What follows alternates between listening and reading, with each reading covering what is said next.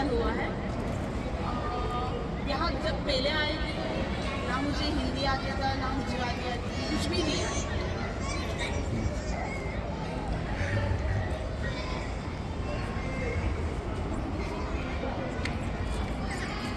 कुछ भी नहीं आता मतलब मुझे अपनी लैंग्वेज के अलावा हिंदी गुजराती कुछ भी नहीं। फिर भी यहाँ का लोग इतना सारा सपोर्ट किए हैं।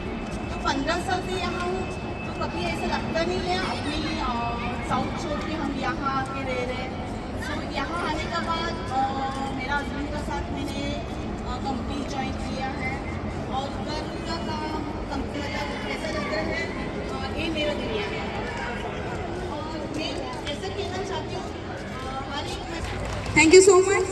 તમે અહીંયા આવજો અને તમારા જીવનમાં आपने क्या संघर्ष किया है?